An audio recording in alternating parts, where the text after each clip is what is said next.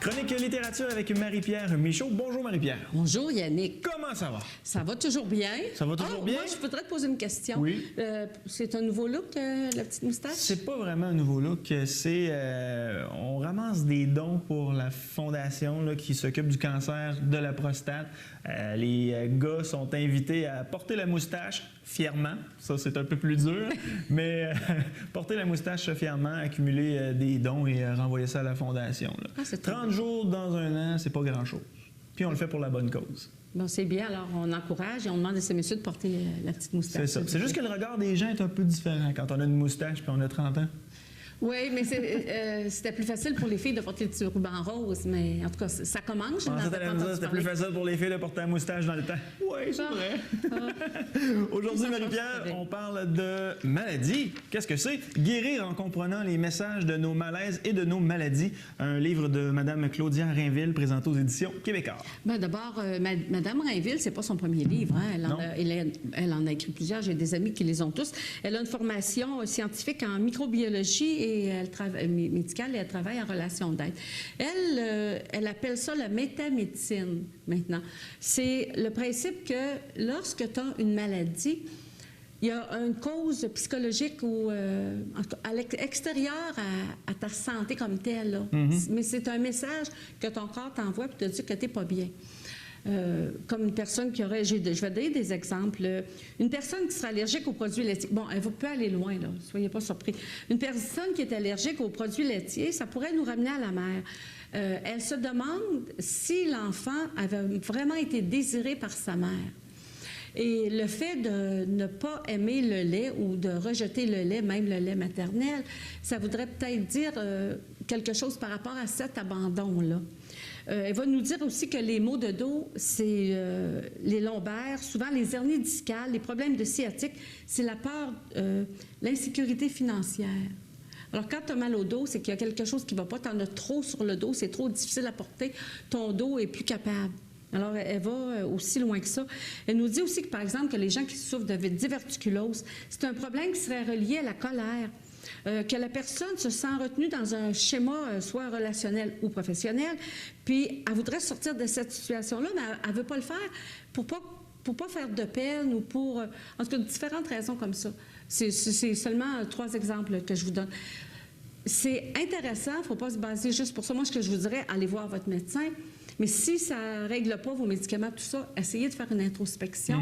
Et le livre donne des trucs aussi. Intéressant. Non, mais une Bible, hein? Un livre à garder, là, oui, à portée de la main. Quoi? C'est un 600-700 pages? Oui, oui. 500 pages? 500 pages, mais très intéressant. Guérir en comprenant les messages de nos malaises et de nos maladies. C'est un livre de Mme Claudia Rainville. C'est présenté aux éditions Québécois.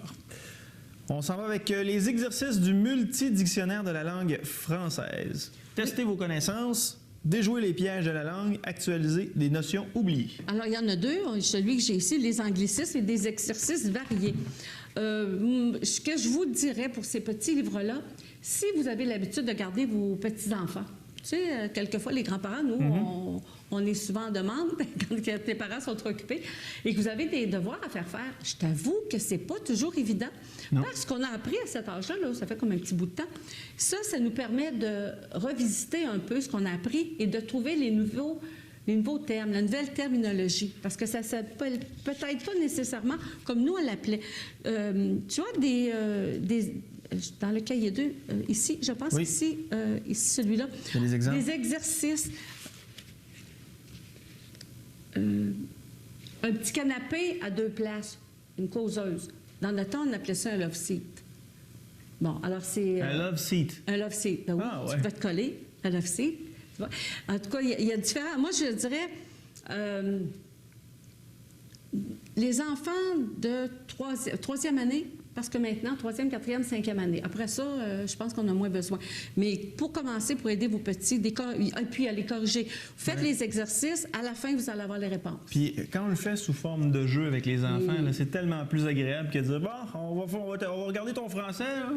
Oui, puis vous demandez, vous faites l'inverse, vous dites à l'enfant, pose-moi donc des questions, puis vous faites comme si vous ne le saviez pas. L'enfant va trouver ça bien drôle. Ensuite, vous faites à votre tour. Après ça, c'est vous qui posez des questions. Puis les enfants vont s'amuser, ils ne verront pas qu'ils travaillent. Excellent. Donc, tu le recommandes? Oui, je le recommande. Et pourquoi j'en parle là? C'est parce que l'hiver s'en vient. Il va y avoir des grippes, des rhumes. Les enfants, les garderies, vous ne pourrez pas aller à l'école, vous ne pourrez pas aller aux garderies. Vous allez faire garder les enfants par grand-papa, grand-maman. Alors, vous pouvez les faire leur devoir. Excellent.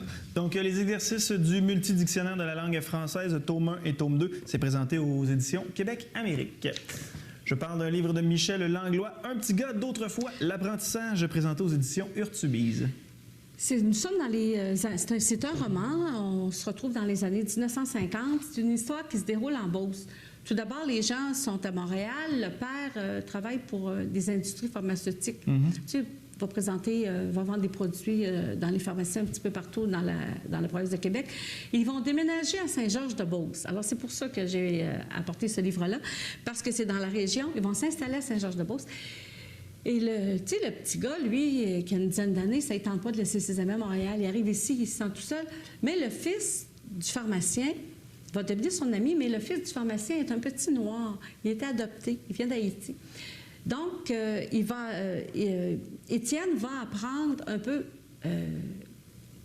les traditions aussi. Cet enfant-là, qui était adopté, qui vient de l'extérieur, on ne pouvait pas lui cacher qu'il était adopté, mais on lui a donné aussi des bases de sa culture d'origine. Alors, il y a cette interaction-là. Et nous sommes en 1950. Comment je dirais bien ça? J'ai eu un petit peu de misère à rendre. Bon, c'est ça. J'ai eu de la difficulté à rentrer dans le livre. Tu vois, même encore, si j'arrive à la moitié du livre, ça vient tout seul.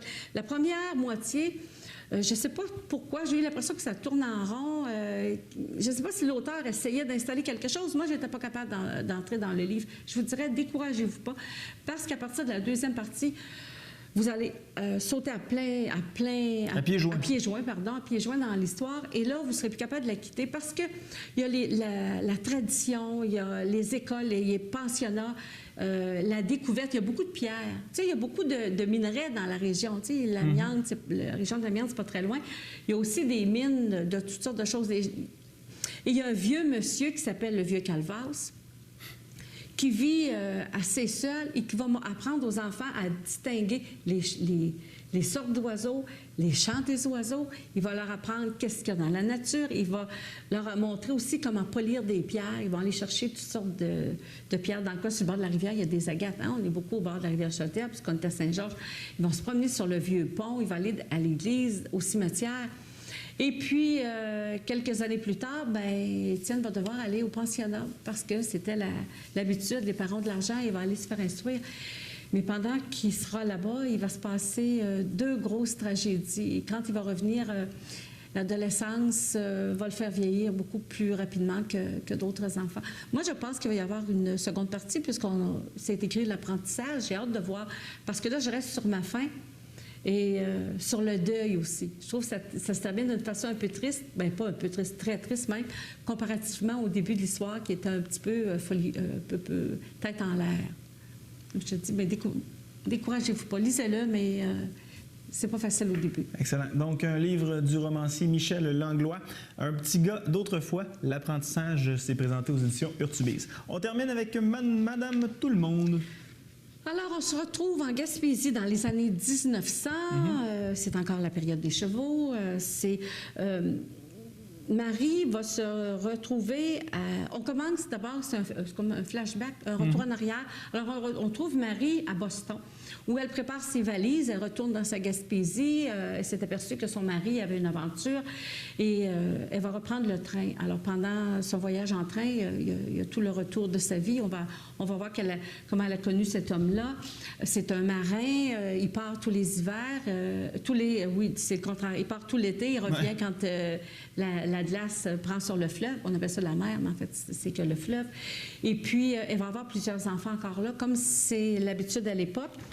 C'est aussi une autre culture. On a eu beaucoup de livres chez Urtubise où on nous parlait un peu de ce qui se passe dans les campagnes, dans les terres. Là, on va plus sur le bord de la mer. On va voir aussi l'évolution des femmes parce que Marie veut acheter un commerce, mais les femmes n'ont pas le droit à ce moment-là. Il n'y avait pas le droit d'acheter des commerces. Pas le droit d'avoir quelque chose à ton nom. même si c'est un héritage, il fallait que ce soit au nom de ton mari. Mais là, elle va réussir à contrer ça. Elle va avoir sa propre maison, son propre commerce.